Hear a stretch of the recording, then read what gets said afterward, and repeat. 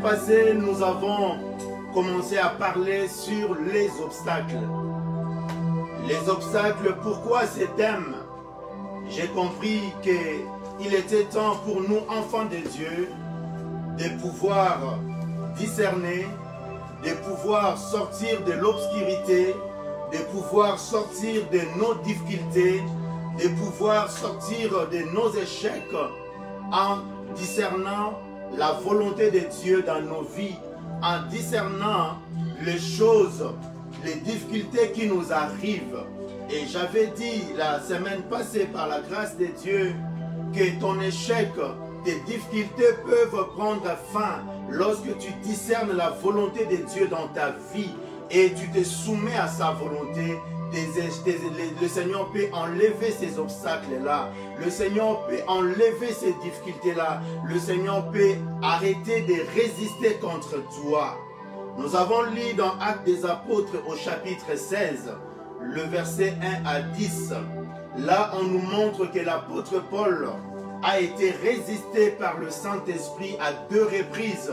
Le Seigneur ne voulait pas que l'apôtre Paul entre en Asie et à Bithynie.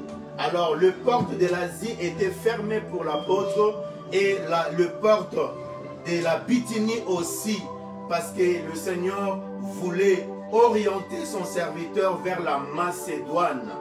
Nous avions dit que souvent on nous a habitués à croire que lorsque nous voyons des résistances, lorsqu'il y a plusieurs obstacles dans nos vies, on nous a habitués à croire que c'est l'œuvre du diable. Mais la Bible nous montre, par l'exemple de l'apôtre Paul et par d'autres exemples que nous allons voir ce matin, que Dieu peut résister à quelqu'un, Dieu peut résister à son serviteur, Dieu peut l'empêcher de faire telle ou telle chose pour le réorienter là où il voulait. Mais souvent, ce qui nous manque, c'est le discernement. Souvent, ce qui nous manque, c'est la finesse. Souvent, ce qui nous manque, c'est cette capacité de discerner ou de comprendre la volonté de Dieu.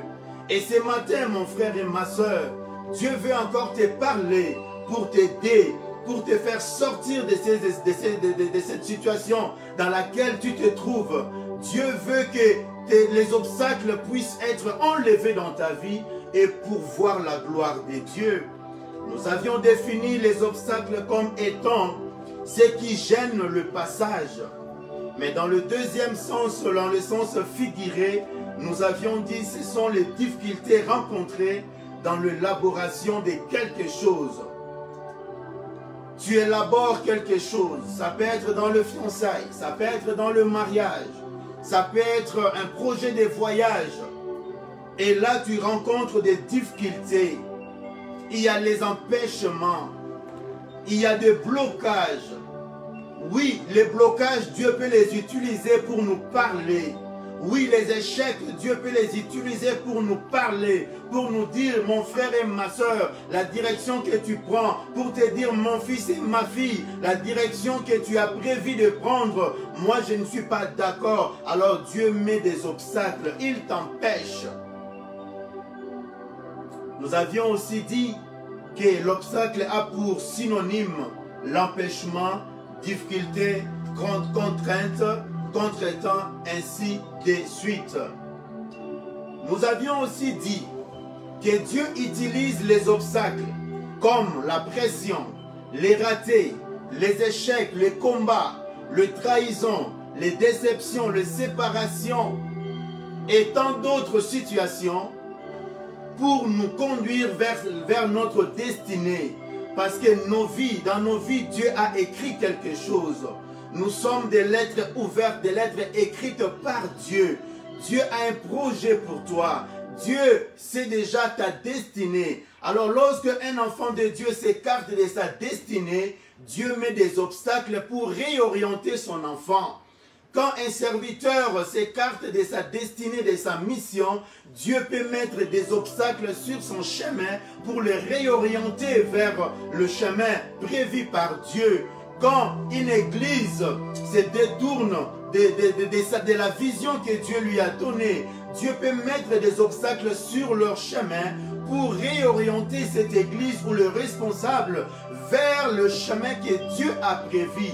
Oui, Dieu se sert des obstacles. Oui, Dieu met des empêchements, mais ces empêchements ont pour but de ne pas nous nuire, mais de nous recadrer. Ces obstacles ont pour but tout simplement de nous ramener vers la volonté de notre Dieu. Et ce matin, mon frère et ma soeur, si tu m'écoutes, je ne sais pas tes difficultés, je ne sais pas quels sont les obstacles que Dieu a mis sur ton chemin, mais je t'annonce ce matin, lorsque tu ne vois plus les faveurs de Dieu dans ta vie, lorsque tu ne vois plus la main de Dieu présente dans ta vie, lorsque tu vois que tout devient difficile pour toi, l'heure est arrivée de s'examiner, de revoir encore ta vie, de comprendre par où tu as péché et d'essayer de retourner dans le chemin de Dieu.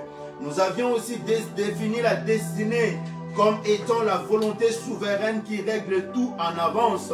Et nous avions dit que cette volonté souveraine, c'est Dieu. C'est Dieu. Il est le souverain. Il décide tout ce qu'il veut dans nos vies. Il décide de ce qui peut arriver. Il décide de ce qui peut m'arriver. Dieu décide de tout et il n'a besoin de personne. Il n'a pas besoin de conseillers. Alléluia. Amen. Et ce matin, bien-aimés, nous voulons continuer toujours dans ces mêmes thèmes qui est les obstacles, mais nous voulons parler de quelques exemples. Et ce matin, nous allons voir les cas du prophète Jonas. C'est l'histoire que la plupart des chrétiens connaissent, l'histoire du prophète Jonas. Nous sommes dans le livre de Jonas, au chapitre 1er. Nous allons lire le chapitre 1 et le chapitre 2 au complet. Et par l'aide du Saint-Esprit, nous allons essayer de sortir ce que Dieu veut nous enseigner ce matin. Donc, j'avais dit, nous sommes dans le livre de Jonas au chapitre 1er et le chapitre 2. Il est écrit ceci. La parole de l'Éternel me fit adresser à Jonas, fils d'Amittai, en ces mots. Lève-toi, va à Ninive, la grande ville, et crie contre elle, car sa méchanceté est montée jusqu'à moi. Et Jonas s'éleva pour s'enfuir à Tarsis, loin de la face de l'Éternel. Il descendit à Jaffo, et il trouva un navire qui allait à Tarsis. Il paya le prix du transport et s'embarqua pour aller avec le passager à Tarsis, loin de la face de l'Éternel. Mais l'Éternel fit souffler sur la mer un vent impétueux, et il s'éleva sur la mer une grande tempête. Le navire menaçait de faire naufrage. Les mariniers eurent peur et implorèrent chacun leur Dieu. Et ils jetèrent dans la mer les objets qui étaient sur le navire afin de le rendre plus léger. Jonas descendit au fond du navire, se coucha et s'endormit profondément. Le pilote s'approcha de lui et lui dit, « Pourquoi dors-tu? Lève-toi, invoque ton Dieu. Peut-être faudra-t-il penser à nous et nous ne périrons pas. » Et ils se dirent l'un à l'autre, « Venez et tirons au sort pour savoir qui de nous attire ces malheurs. » Ils tirèrent au sort, et le sort tomba sur Jonas. Alors il lui dit, « Dis-nous, qui nous attire ces malheurs? Quelles sont tes affaires et d'où viens-tu? Quel est ton pays et de quel peuple es-tu? » Et il leur répondit, « Je suis hébreu et je crains l'Éternel, le Dieu des cieux, qui a fait la mer et la terre. » Les hommes eurent une grande frayeur et il lui dit, « Pourquoi as-tu fait cela? » Car ces hommes savaient qu'ils fuyaient loin de la face de l'Éternel parce qu'il le leur avait déclaré. Il lui dit, « Que te ferons-nous? pour que la mer se calme envers nous, car la mer était de plus en plus orageuse. Il leur répondit, prenez-moi et jetez-moi dans la mer, et la mer se calmera envers vous, car je sais que c'est moi qui attire sur vous cette grande tempête. Ces hommes ramaient pour gagner la terre, mais ils ne le purent, parce que la mer s'agitait toujours plus contre eux. Alors ils invoquèrent l'Éternel et dirent, ô Éternel, ne nous fais pas périr à cause de la vie de cet homme, et ne nous charge pas du sang innocent, car toi, Éternel, tu fais ce que tu veux. Puis ils prirent Jonas et le jetèrent dans la mer, et la fureur de la mer s'apaisa. Ces hommes furent saisis d'une grande crainte de l'Éternel, et ils offrirent des sacrifices à l'Éternel et firent de vœux. Chapitre 2. L'Éternel fit venir un grand poisson pour engloutir Jonas, et Jonas fit dans le ventre du poisson 3 jours et 3 nuits. Jonas dans le ventre du poisson pria l'Éternel son Dieu. Il dit, dans ma détresse j'ai invoqué l'Éternel et il m'a exaucé. Du sein du séjour des morts j'ai crié et tu as entendu ma voix. Tu m'as jeté dans l'abîme, dans le cœur de la mer, et les courants d'eau m'ont environné. Toutes tes vagues et toutes tes flots ont passé sur moi. Je disais, je suis chassé loin de ton regard, mais je verrai encore ton saint temple. Les hommes m'ont couvert jusqu'à m'ôter la vie. L'abîme m'a enveloppé. Les roseaux ont entouré ma tête. Je suis descendu jusqu'aux racines des montagnes. Les barres de la terre m'enfermaient pour toujours. Mais tu m'as fait remonter vivant de la fosse. Éternel mon Dieu, quand mon âme était abattue au-dedans de moi, je me suis souvenu de l'Éternel et ma prière est parvenue jusqu'à toi dans ton saint temple. Ceux qui s'attachent à des vaines idoles éloignent de la miséricorde. Pour moi, je t'offrirai des sacrifices avec un cri d'action de grâce. J'accomplirai le vœu que j'ai fait. Le salut vient de l'Éternel. L'Éternel parla aux poissons et les poissons vomit Jonas sur la terre. Acclamons la parole du Seigneur. L'histoire du prophète Jonas. C'est une histoire qui regorge plein de vérités. Mais ce matin, nous ne voulons pas aborder d'autres vérités. Nous voulons rester dans le sujet des obstacles ce matin.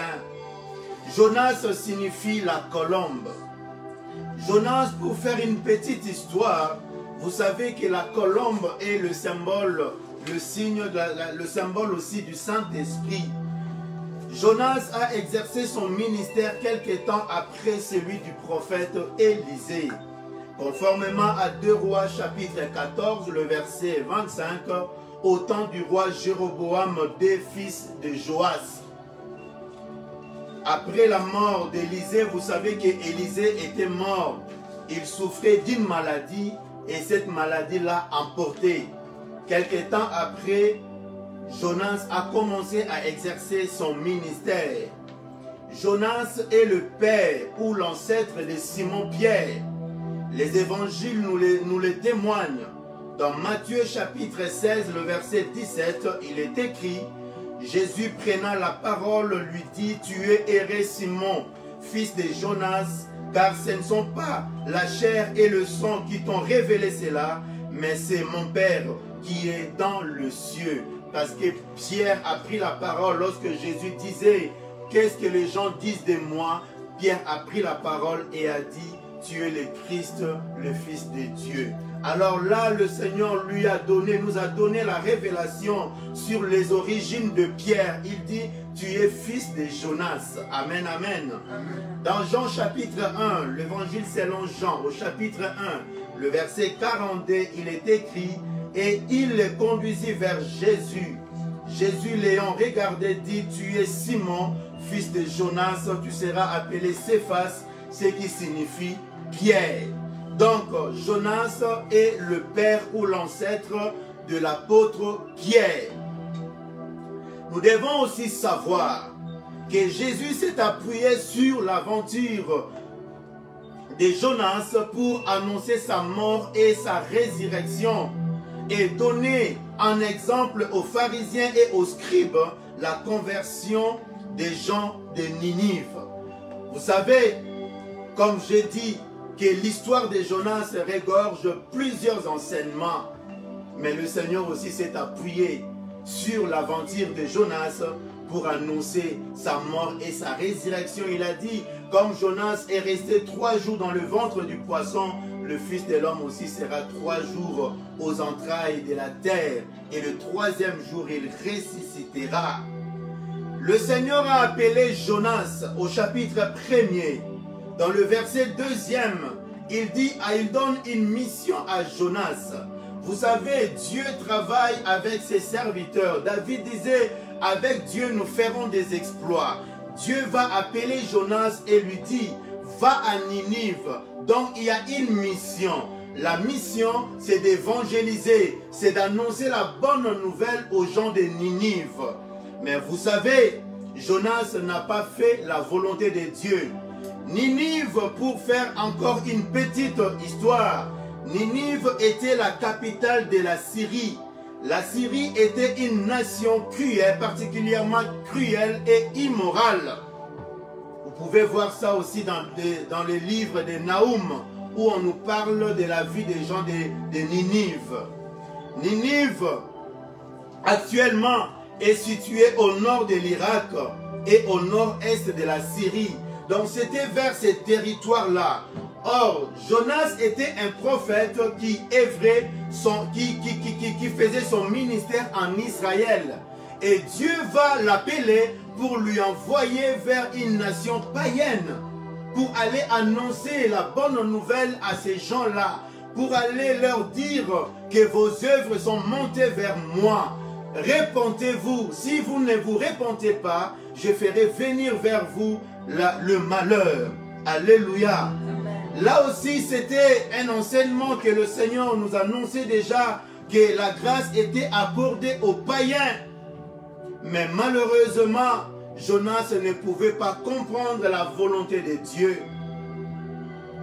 Mais pour comprendre Jonas, nous devons nous mettre dans le contexte qui avait poussé Jonas à fuir la volonté de Dieu. Dieu a décidé de sauver une nation païenne, une nation immorale, une nation qui était cruelle, qui n'observait pas ou qui ne craignait pas Dieu.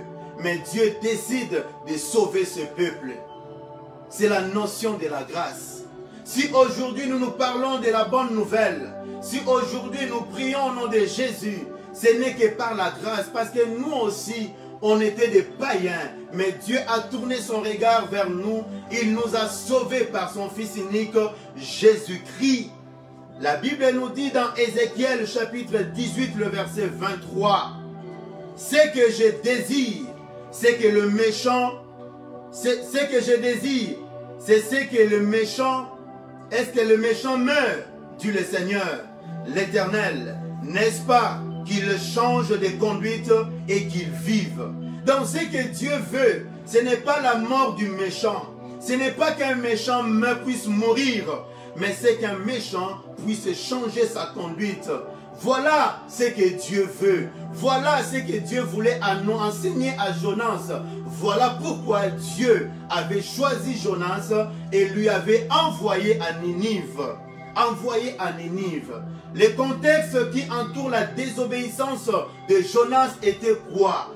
Parce que Israël méprisait, Israël détestait les Assyriens, parce que les Assyriens étaient une menace contre Israël. Si vous regardez même à l'époque du prophète Élisée, vous allez voir que le roi d'Assyrie était en guerre contre Israël. Le roi d'Assyrie fit la guerre avec Israël. Donc, Assyrie, les Assyriens étaient une menace contre les enfants d'Israël.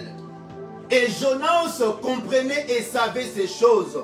Et lorsque la mission était d'aller en Assyrie ou à Ninive pour annoncer la bonne nouvelle, Jonas était contre la volonté de Dieu. Jonas ne voulait pas que le peuple de Ninive soit sauvé. Parce que si les jugements de Dieu étaient tombés sur les Ninivites, oui, la menace allait finir.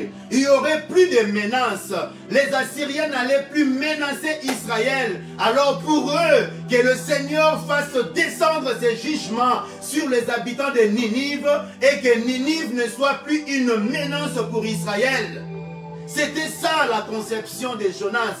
C'était ça qui tournait dans la tête de Jonas.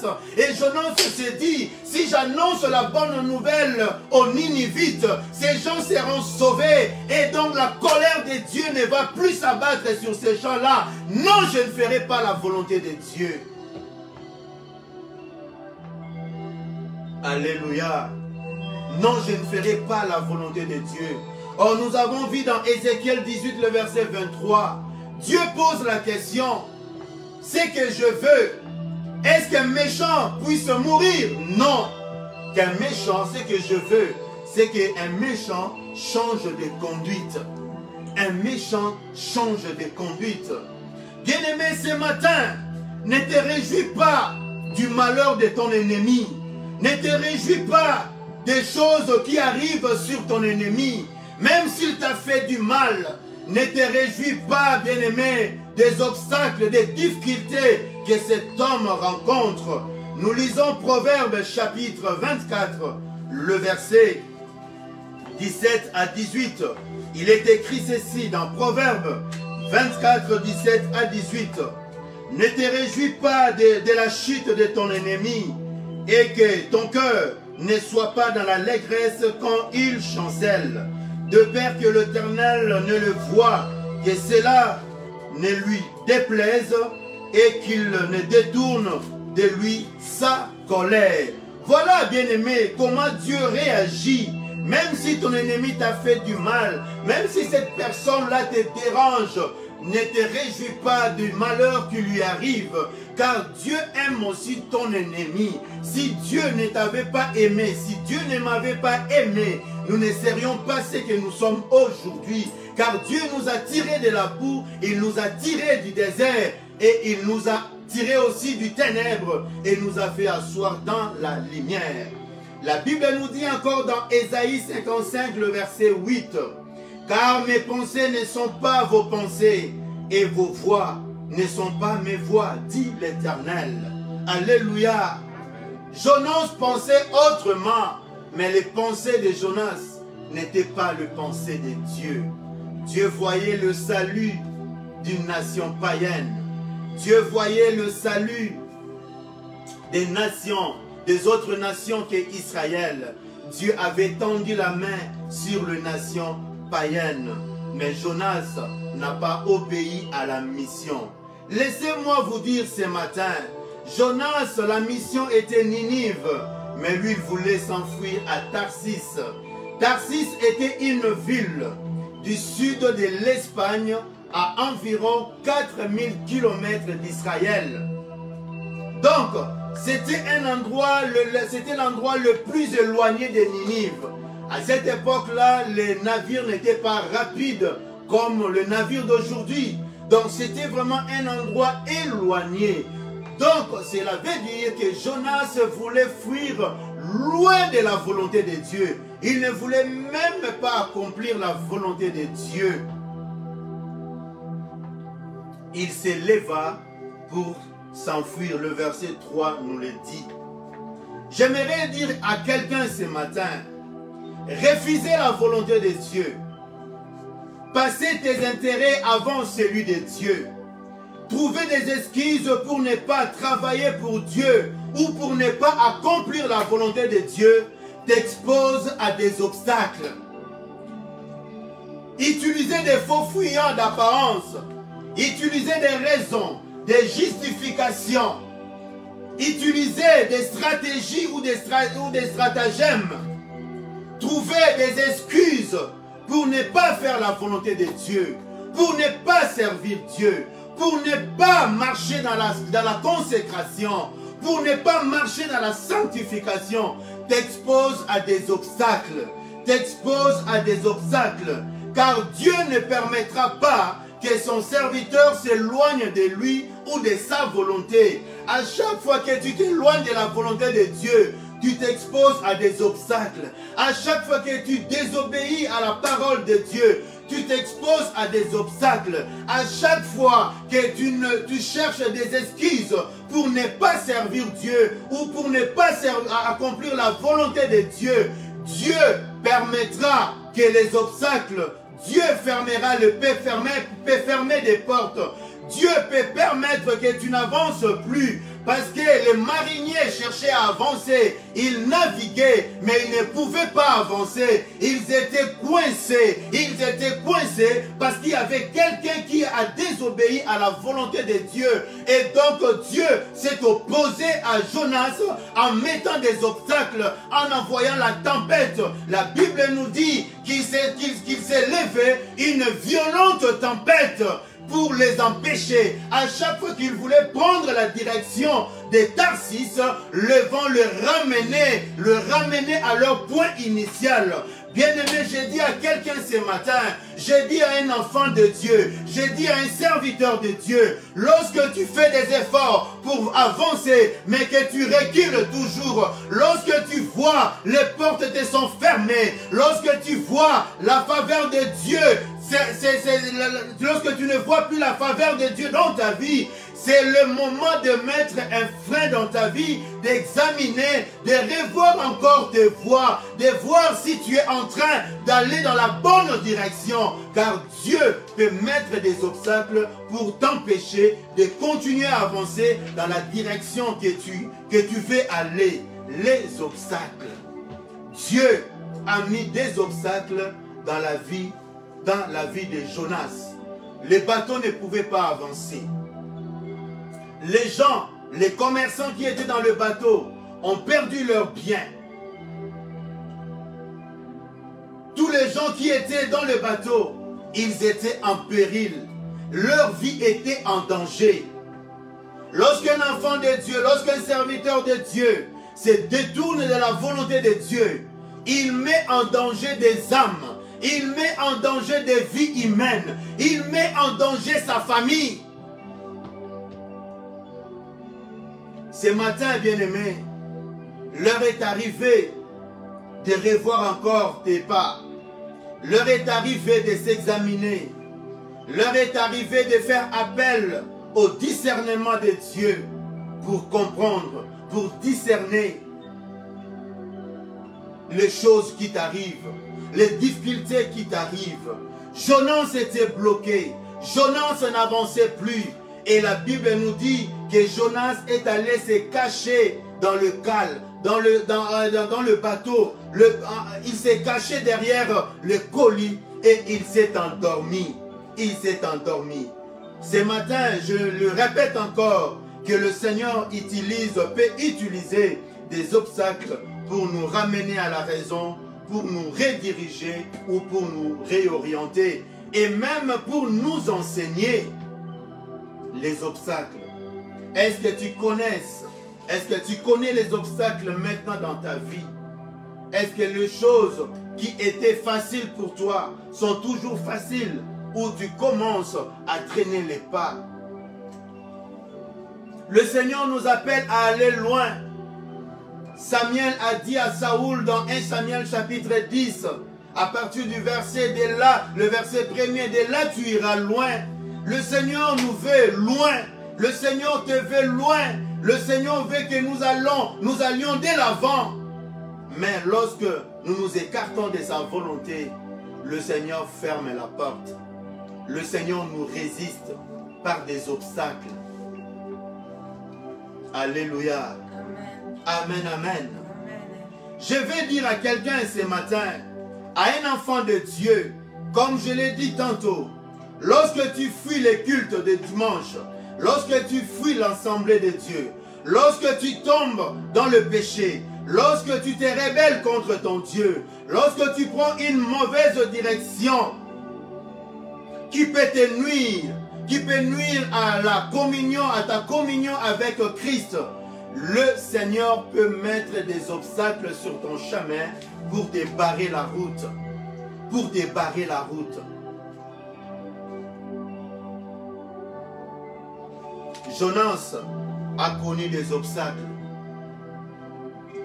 Et les gens sont venus le voir, lui ont dit, pendant que tout le monde invoque ton Dieu, toi tu te caches dans les cales. Toi tu te caches pourquoi? Réveille-toi pour invoquer ton Dieu. Peut-être ton Dieu nous t'écoutera et nous sauvera. Mais les gens ont discerné, ils ont dit, pendant que tout le monde est agité, cet homme reste calme. C'est pas normal. Nous allons tirer au sort pour savoir de qui viennent ces malheurs. Ils ont tiré au sort et le sort est tombé sur Jonas.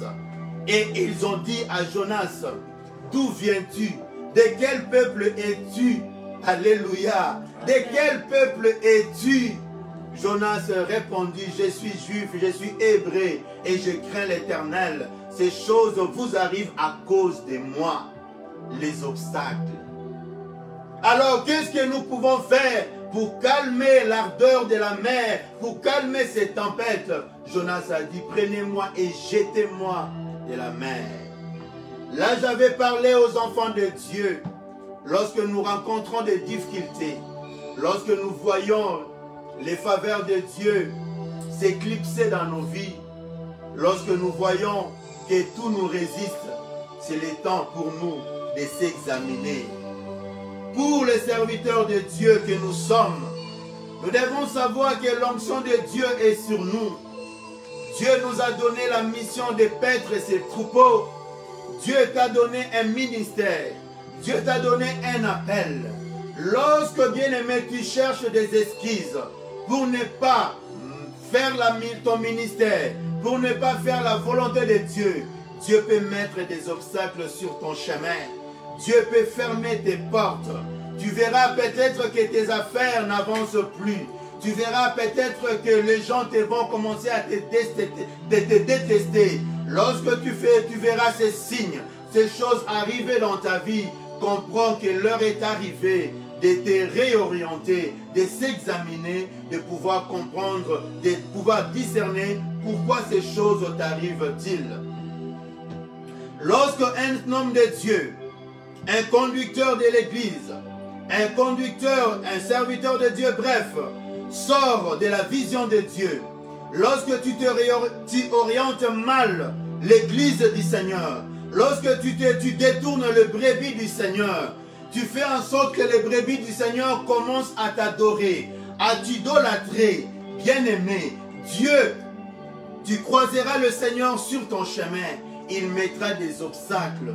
Il pourra même t'amener à t'exposer à des difficultés que tu n'as jamais connues dans ton ministère parce que tu as pris une mauvaise direction, parce que tu fais des choses qui sont contraires à la volonté de Dieu.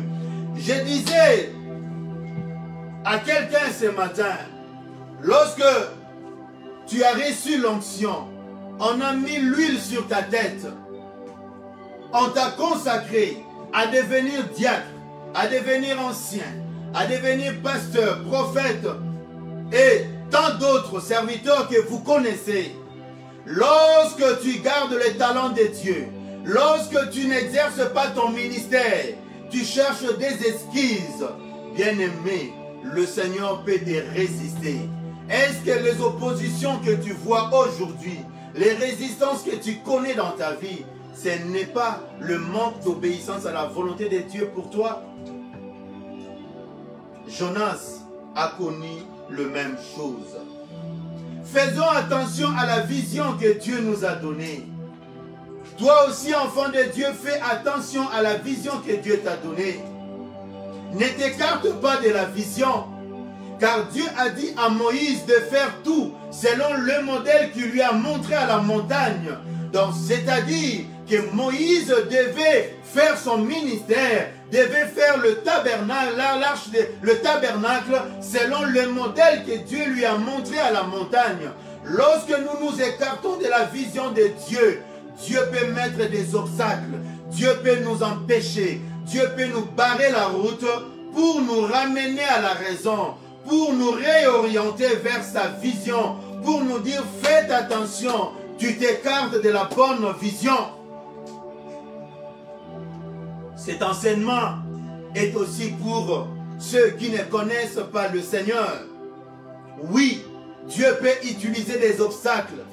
Pour un païen, Dieu peut mettre des obstacles pour lui dire que le temps est arrivé d'abandonner les ténèbres, de quitter les ténèbres et de s'attacher à la lumière. Le temps est arrivé pour toi d'arrêter de faire le mal, mais d'accepter Christ dans ta vie. Dans Job chapitre 33, le verset 19 à 26, il est écrit: par les douleurs, l'homme est repris dans sa couche. Par les douleurs, oui, Dieu, l'homme est repris. Par les douleurs, Dieu peut utiliser la maladie. Dieu peut utiliser des situations difficiles. Pour toi qui me suis ce matin, pour toi qui m'écoutes ce matin, même si tu n'as pas encore reçu Christ dans ta vie, Dieu t'aime. Parce que dans ce que nous enseignons ce matin, le Seigneur a envoyé son serviteur en Israël pour aller évangéliser une nation païenne. Donc Dieu t'aime. Dieu ne veut pas la mort du pécheur. Dieu a besoin de toi. Dieu veut te sauver ce matin. L'heure est arrivée d'abandonner le mal. L'heure est arrivée d'abandonner l'immoralité. L'heure est arrivée de s'attacher à Christ, de se détourner de ce qui est mauvais, de ce qui est inutile, de ce qui est éphémère, mais de s'attacher vers ce qui est solide, vers ce qui est essentiel, vers ce qui peut te donner la paix dans ta vie. Pour quelqu'un qui n'a jamais reçu Christ, lorsque tu constates les insomnies, lorsque tous les gens se lèvent pour te faire du mal, t'escroquer, mentir à ton sujet, lorsque tu vois toutes les portes sont fermées, lorsque tu rencontres des difficultés dans ta vie, ça peut être un appel de Dieu dans ta vie. Oui, Dieu peut mettre des obstacles dans la vie d'un païen pour le ramener, pour que cet homme change de vie. Alléluia. La Bible, nous prenons l'exemple de l'apôtre Paul. L'apôtre Paul, la conversion de l'apôtre. Nous sommes dans le livre des Actes des Apôtres, au chapitre 9, le verset 1 à 6. Actes des Apôtres, chapitre 9, le verset 1 à 6.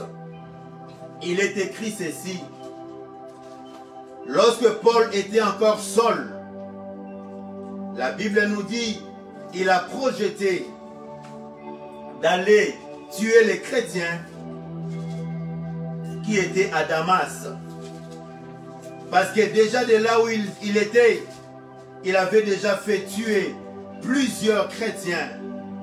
La Bible nous dit ceci: cependant Saul, respirant encore la menace et le meurtre contre les disciples du Seigneur, s'est rendu chez le souverain sacrificateur et lui demanda des lettres pour le synagogue de Damas, afin que, s'il trouvait des partisans de la nouvelle doctrine, l'homme ou femme, il les amena liés à Jérusalem. Comme il était en chemin et il s'approchait de Damas, tout à coup une lumière venant du ciel resplendit autour de lui. Il tomba par terre et entendit une voix qui lui disait: Saul, Saul, pourquoi me persécutes-tu? Il répondit: Qui es-tu, Seigneur? Et le Seigneur lui dit: Je suis Jésus que tu persécutes. Il te serait dur de regimber contre les aiguillons. Contre les aiguillons. Tremblant et saisi de froid, il dit: Seigneur, que veux-tu que je fasse? Et le Seigneur lui répondit: Lève-toi, entre dans la ville, et on te dira ce que tu dois faire. Voilà Paul avant de devenir Paul. Il était Saul de Tarse. Il n'avait pas encore rencontré Jésus. Il était quelqu'un qui était un fervent de la loi de Moïse. Il pensait faire ce qui est juste. Là, il persécutait l'église du Seigneur. Et là, il s'est levé dans ses projets il va se lever pour aller à Damas, pour arrêter hommes et femmes qui étaient disciples du Seigneur Jésus-Christ. Et sur la route, le Seigneur lui a barré le chemin. Le Seigneur s'est opposé à ces projets-là. Le Seigneur s'est opposé à Saul avant de devenir Paul. Il s'est opposé à lui. Il y a eu un aveuglement. Paul était tombé de son cheval. Oui, il était tombé par terre. Il ne pouvait plus avancer. Il ne pouvait qu'entendre la voix du Seigneur. Il ne pouvait plus voir. Tout était devenu difficile pour lui. L'apôtre Paul, seul en ces temps-là, ne pouvait être conduit comme un enfant. Quelqu'un qui était fort. Il ne voyait plus. Les gens qui étaient avec lui entendaient la voix, mais ne voyaient rien. Voilà, bien-aimés, ce que le Seigneur peut faire pour amener un païen à la raison, pour amener quelqu'un qui n'a pas reçu Christ à le recevoir ce matin. Oui, tu peux devenir Paul aujourd'hui si tu poses une bonne question dans ta vie. Seigneur, que dois-je faire ce matin? J'ai entendu la prédication, j'ai entendu l'enseignement. Que dois-je faire? Le Seigneur peut te montrer le chemin. Le Seigneur peut te conduire. Le Seigneur peut te dire ce que tu dois faire. Voilà pourquoi j'ai dit ce matin, la grâce t'est aussi donnée. La grâce du Seigneur est sur toi parce que Dieu t'aime, parce que Dieu veut te sauver, parce que Dieu ne veut pas que tu continues dans ces chemins-là. Alors il peut mettre des obstacles, il peut permettre les humiliations, il peut permettre que tu tombes de là où tu étais, il peut permettre ta chute, bien-aimé, pour t'enseigner que l'heure est arrivée. L'heure de recevoir Jésus-Christ dans ta vie. L'heure d'abandonner le mal. L'heure est arrivée. Alléluia. Amen, amen. Oui, bien-aimé. Quelle est la tempête que tu connaisses dans ta vie? Quelle est la tempête? Quel est le nom de cette tempête? Quelle est la situation dans laquelle tu traverses? Ce matin, le Seigneur te dit, il peut te résister. Oui, homme de Dieu, si tu désobéis à Dieu, si tu fuis la volonté de Dieu, si tu cherches des excuses, oui, Dieu peut mettre des obstacles. Et ce matin, bien-aimé, le succès, la clé du succès, c'est quoi, bien-aimé? Dans cette situation, que faire? Que faire pour sortir de la tempête? Moi, serviteur de Dieu, qu'est-ce que je dois faire pour sortir de la tempête? Toi, enfant de Dieu, qu'est-ce que tu dois faire pour sortir de la tempête? Toi, mon bien-aimé, qui n'a pas encore reçu Jésus-Christ dans ta vie, qu'est-ce que tu dois faire pour sortir de la tempête qui t'environne, pour sortir de ces obstacles qui t'empêchent de voir la gloire de Dieu, qui t'empêchent de voir la lumière du jour, qui t'empêchent de sortir de cette tunnel, de cette situation qui t'environne, qui t'empêche, bien-aimé, de vivre l'amour de Dieu, les bontés de Dieu dans ta vie. Qu'est-ce que tu dois faire?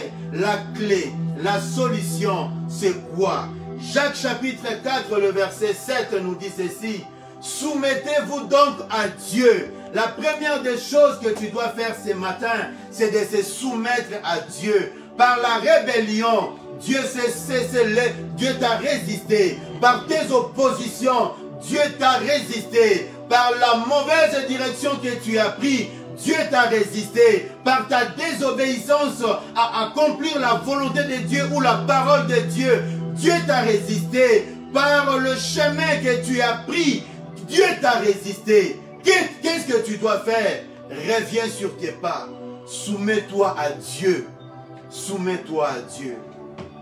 Je vous invite, bien-aimés, à méditer sur Deutéronome chapitre 28, le verset 15 jusqu'à la fin.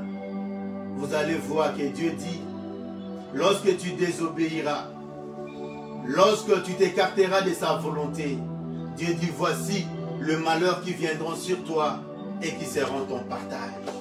Oui, Dieu peut utiliser plusieurs malheurs.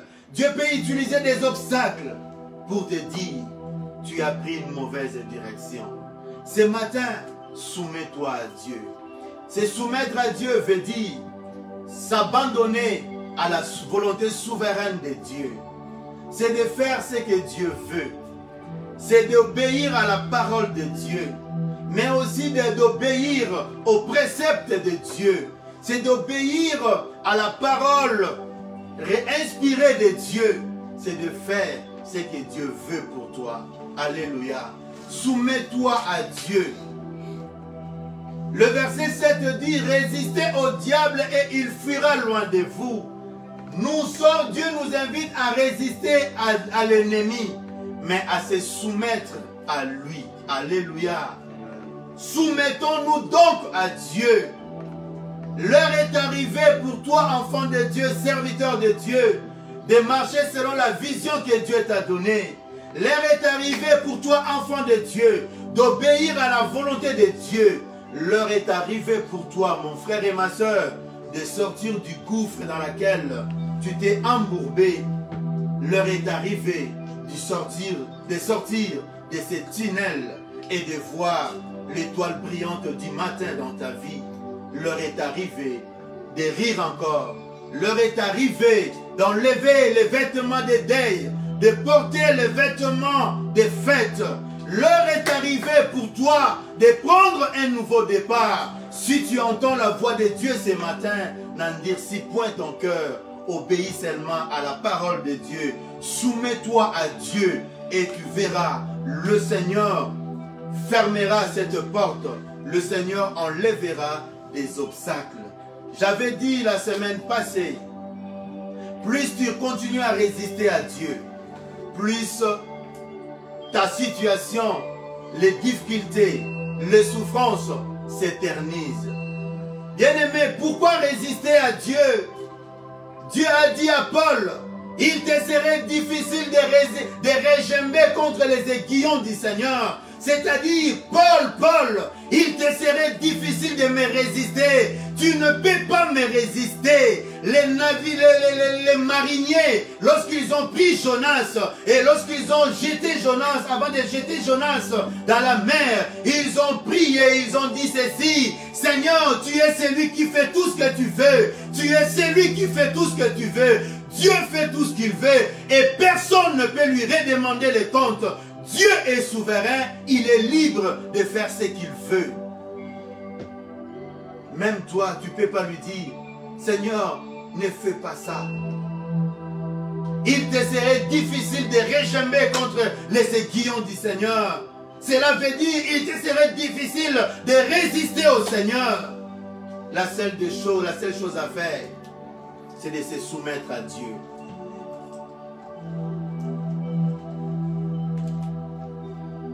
Nous avons déjà dit, change ta situation, change ta position et Dieu changera ta situation. Change, réforme tes voies, reviens au premier amour et tu verras encore les bontés de Dieu dans ta vie.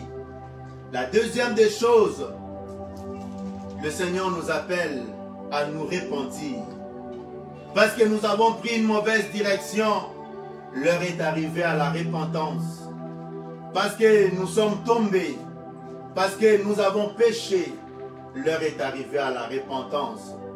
Jonas dans le ventre du poisson, dans Jonas chapitre 2, le verset 2 à 10, il ne pouvait que se repentir. Il a élevé sa voix pour demander, pour se repentir. Et la Bible nous dit, Dieu a parlé au poisson. Ce matin, bien-aimé, Dieu peut parler à l'obstacle qui est dressé au-devant de toi. Dieu peut parler à cette maladie. Dieu peut parler à cet échec. Dieu peut parler à ce célibat. Dieu peut parler à cette stérilité. Dieu peut parler à la mort. Dieu peut parler, oui, que le poisson te vomisse. Et tu peux sortir de cette situation. Parce qu'il est Dieu. Il est souverain. Il est El Shaddai, le Dieu tout-puissant. Acclamons le Seigneur notre Dieu. Alléluia. Dieu est El Shaddai, le Dieu tout-puissant. J'aime ça. Il peut te faire sortir de cela parce qu'il t'aime. Il ne veut pas la mort du pécheur. Il ne veut pas que son serviteur puisse souffrir ou mourir. Dieu peut te faire sortir.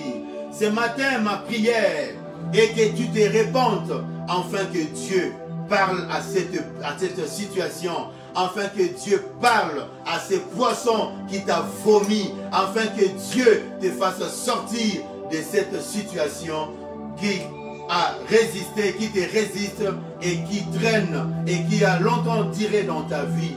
Ce matin, le Seigneur nous dit de se soumettre à lui et de nous repentir. Que le Seigneur vous bénisse. Lèvons-nous pour prier et nous invitons l'ancien Justin pour nous conduire à un bref moment de prière. Que le Seigneur vous bénisse et vous relève de là où vous êtes tombés. Amen, amen.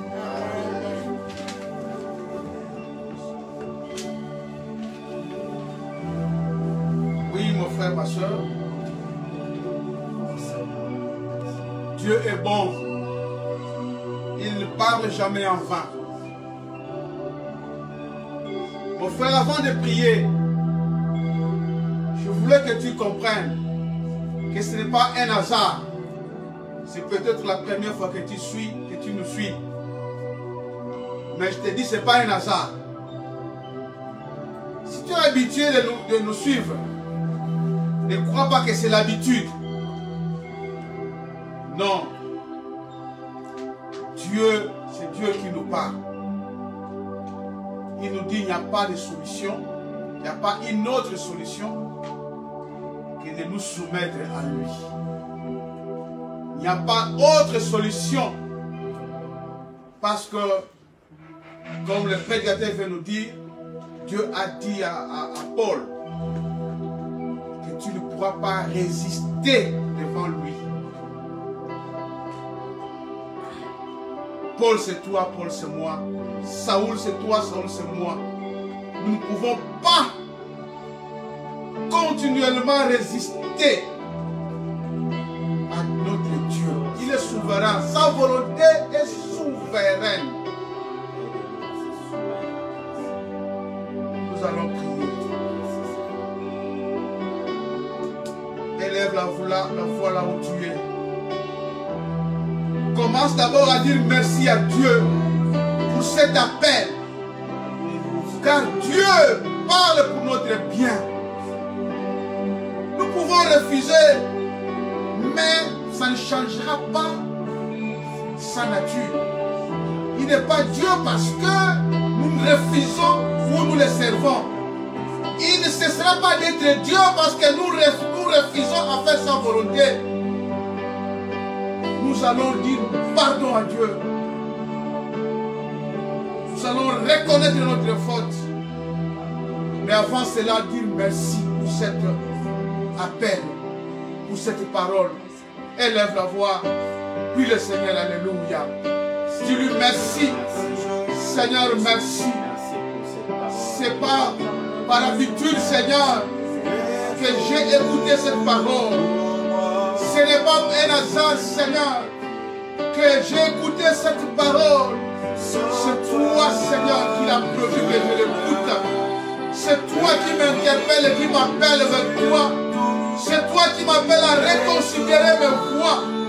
Seigneur, je dis merci. Merci, Seigneur, pour cette parole. Merci, oh notre Dieu. Merci, Père Tout-Puissant. Merci, oh Dieu. Alléluia. Oh, tu es tout pour moi, Seigneur. Seigneur, tu es mon bien. Seigneur, il n'y a que toi qui m'aimes. Il n'y a que toi qui peux m'avertir. Il n'y a que toi qui peux me ramener vers toi, vers le bon chemin. Oh Seigneur, merci. Merci Seigneur. Alléluia.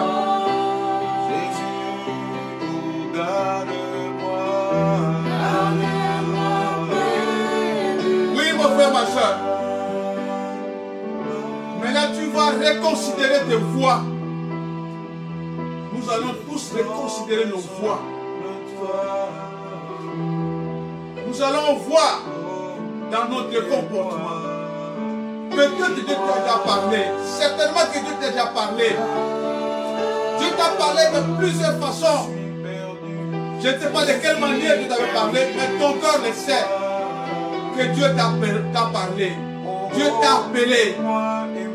Dieu t'a envoyé. Dieu t'a demandé de faire quelque chose pour sa gloire. Mais jusqu'à présent, tu résistes. Jusqu'à présent, tu as encore des excuses. Jusqu'à présent, tu as encore de craindre les hommes. Tu crains les hommes, pourquoi? Tu crains les hommes, pourquoi? C'est ça, résister encore à Dieu. Tu vas dire pardon à Dieu. Tu vas reconsidérer tes voix. Élève la voix. Dis à Dieu de pardonner pour la résistance. Élève la voix. Ne cherche pas encore, ne cherche pas toujours à avancer des excuses. Ne cherche pas à avancer à jamais des excuses. Dis Dieu, pardonne-moi. J'ai compris, Seigneur. Pardonne, prions au nom du Seigneur. Alléluia. Oh éternel Dieu. Seigneur, nous t'avons résisté au Père Tout-Puissant. Mais par notre ignorance, nous t'avons résisté. Même ce que nous n'avons pas compris, c'est une résistance au Père de gloire. Seigneur, aie pitié. Aie pitié, oh mon Père. Aie pitié de nous, Seigneur. Toutes les fois que nous avons cherché des excuses, Seigneur, pour faire ce que tu nous as demandé de faire. Seigneur, pardonne. Aie pitié, Seigneur. Aie pitié, oh mon Dieu. Pardonne-nous, Papa, de toutes les résistances, de toutes les désobéissances, oh mon Dieu, de toute transgression, Seigneur. Oh Père, alléluia. Pardonne-moi, Seigneur. Pardonne-moi, Seigneur. Pardonne-moi pour toute résistance, oh mon Dieu. Pardonne-moi, Père Tout-Puissant, pardonne-nous. Aie pitié, Seigneur. Tu nous as parlé de plusieurs manières. Tu nous as parlé de plusieurs manières. Oh Seigneur, c'est nous qui sommes fautifs, Seigneur. C'est nous qui sommes fautifs, oh mon Dieu. Seigneur, pardonne-nous, Seigneur. Pardonne, oh mon Dieu. Pardonne, Père Tout-Puissant. Alléluia. Alléluia. Oh Seigneur, pardonne. Pardonne, oh Père de gloire. Seigneur, si nous nous sommes comportés comme Saoul, si nous sommes comportés comme Saul plutôt, c'est-à-dire prendre la résolution de faire du mal, prendre la résolution, croyant bien faire les choses, mais c'était un mal. Saul a commis un mal et il a trouvé l'obstacle sur son chemin. Nous allons demander aussi pardon à Dieu pour tout le mal que nous avons projeté à faire, pour ce que nous avons prévu de faire, que nous croyons faire bien alors que c'était un mal devant Dieu. Nous allons demander pardon à Dieu. Que Dieu nous pardonne. Alléluia. Alléluia. Alléluia. Alléluia. Tu es notre Dieu, Seigneur. Seigneur, là où nous croyons faire bien, Seigneur, là où nous croyons faire bien au Père, oh, c'était du mal devant ta face. Seigneur, pardonne-nous. Pardonne au Père de gloire. Pardonne, Seigneur. Alléluia.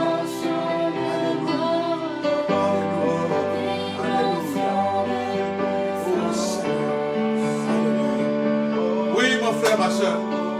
Maintenant, nous allons demander à Dieu à parler à cet obstacle. Jonas a prié, a reconnu. Et Jonas a se tourné encore vers Dieu. Son cœur était prêt à faire la volonté de Dieu. Et Dieu a donné l'ordre au poisson. Ce matin, nous allons demander à Dieu de parler. Frère, ma soeur, il y a aussi le sang de Jésus-Christ qui a été versé pour nous. Ce matin, nous allons demander encore à Jésus, le sang de Jésus, de parler, de crier. Car la Bible dit que le sang de Jésus parle favorablement, parle mieux que le sang d'Abel. Que le sang de Jésus parle pour nous. Que Dieu donne des ordres sur cette situation, sur le poisson qui nous a avalés. Ce poisson peut être la maladie. Ce poisson peut être des difficultés de tout genre. Ce poisson peut être même notre famille, la colère de notre famille. Ce poisson peut être je ne sais pas quoi. Mais ce matin, que Dieu donne des ordres. Ce matin, que le sang de Jésus parle et crie au nom de Jésus. Élève la voix. Alléluia. Alléluia. Alléluia. Alléluia. Alléluia. Oh Seigneur. Ton sang parle mieux que le sang d'Abel, Seigneur. Si le sang d'Abel a crié vengeance, Seigneur, ton sang Jésus parle mieux, Seigneur. Seigneur, que ton sang parle à notre faveur ce matin. Que ton sang parle, oh Seigneur Jésus. Que le sang de Jésus parle à notre faveur. Que le sang de Jésus crie à notre faveur. Oh Père, Papa, que tu parles, Seigneur, à tout poisson. Que tu parles à tout poisson, Seigneur. Que tu parles sur tout chose, Seigneur. Que tu parles, oh mon Dieu. Que tu parles, Seigneur. Parle, Seigneur, au poisson qui nous prend en captivité. Parle, Seigneur, au poisson qui nous a avalés. Parle, Seigneur, à la situation qui nous dérange. Parle, ô Père Tout-Puissant. Tu es le réparateur des brèches. Tu es le réparateur des brèches. Tu es le Dieu qui change la malédiction en bénédiction. Tu es le Dieu qui change la situation malheureuse en situation heureuse. Tu es le Dieu qui fait sourire, Seigneur, ceux qui crient vers toi. Tu es le Dieu qui écoute les cris des malheureux. Seigneur, écoute nos cris ce matin. Seigneur, écoute les cris de mon frère ce matin. Et parle, Seigneur. Parle, oh mon Dieu. Parle, oh Père Tout-Puissant. Alléluia. Alléluia. Oh Jésus. Tu es présent, Seigneur. Jésus, tu es présent. Tu es présent, Seigneur. Jésus, tu es présent. Oh, tu es présent, Seigneur. Jésus, tu es présent. Tu es présent, Seigneur. Chantons Alléluia, la croix est devant mon Seigneur, je ne peux plus jamais reculer. Chantons Alléluia, la croix est devant mon Seigneur, je ne peux plus jamais reculer. Tu me conduis, Seigneur Jésus, tu me conduis, oh, tu me conduis, Seigneur Jésus, tu me conduis. Chantons Alléluia, la croix est devant mon Seigneur, je ne peux plus jamais reculer. Oui, mon frère, ma soeur, nous allons prier encore, que Dieu nous aide, nous soutienne. Que Dieu nous fasse avancer. Car la mission est devant nous. La croix est devant nous. La croix de la victoire est devant nous.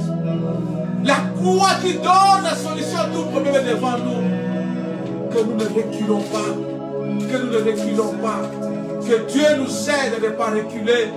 Que Dieu nous aide à ne plus résister. Alléluia. Alléluia. Merci Seigneur. Merci Seigneur. Merci Seigneur. Fortifie-nous, ô Seigneur. Fais-nous avancer, Seigneur. Alléluia. Conduis-nous, Seigneur. Alléluia. Place-nous dans nos lieux élevés, Alléluia. Seigneur. Oh Seigneur.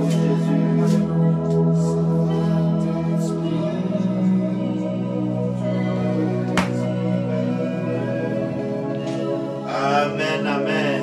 Amen. Nous voulons clôturer ces moments de prière. Il a mis fin au règne de mes souffrances, ainsi qu'à mes errances, dans les mauvais jours et devant tous mes défis. En lui je me confie, et quand je crie El Shaddai, il me répond. De lui ma vie dépend. Je l'aime, je l'adore. Oh, oh, oh, oh. Je l'aime, je l'adore, oh, oh, oh. Je l'aime, je l'adore. Tu as mis fin au règne de mes souffrances, ainsi qu'à mes errances, dans les mauvais jours devant tous mes défis. En toi je me confie. Et quand je crie El Shaddai, tu me réponds. De toi ma vie dépend. Je t'aime, je t'aime. Je t'adore, je t'aime. Je t'aime, je t'aime. Je t'adore, oh, oh, oh. Je t'aime Seigneur, je t'aime. Je t'adore. Oui Seigneur, de toi nos vies dépendent. De toi Seigneur, nos vies dépendent. Toi qui es redoutable. Toi qui es plein d'amour et de bonté. Dans ton amour, tu nous as parlé ce matin. Parce que tu veux nous faire du bien. Dans ton amour, tu nous as parlé ce matin. Parce que tu as décidé que maintenant est le temps favorable. Le temps de voir ta main. Le temps de relever ceux qui sont tombés. Le temps de parler aux poissons, de vomir toutes nos bénédictions. Le temps, Seigneur, de faire alliance avec toi. Le temps pour nous, Seigneur, de marcher encore avec toi. Le temps d'être présent dans nos vies, Seigneur. Tu nous as parlé. Nous te bénissons, Seigneur, pour cette parole. Nous te bénissons pour ton peuple qui nous a suivis. Nous te bénissons, Seigneur, pour ta grâce que tu répands, Seigneur, sur ton peuple. Toi qui es l'auteur de toutes choses. Toi qui fais tout ce que tu veux, Seigneur. Tu as voulu, Seigneur, nous bénir par cette parole ce matin. Viens encore, Seigneur, faire luire ta face dans nos vies, Seigneur, notre Dieu. Que l'Éternel vous bénisse. Qu'il vous garde. Que l'Éternel fasse luire sa face sur vous et qu'il vous accorde sa grâce. Que l'Éternel tourne sa face vers vous et qu'il vous donne la paix. Soyez bénis par le nom du Seigneur Jésus-Christ et que tous les saints disent Amen. Amen. Voilà, rendez-vous le vendredi prochain à 19h jusqu'à 20h et le dimanche prochain à l'heure habituelle. Nous vous souhaitons bon dimanche à tous. Au nom de Jésus. Amen.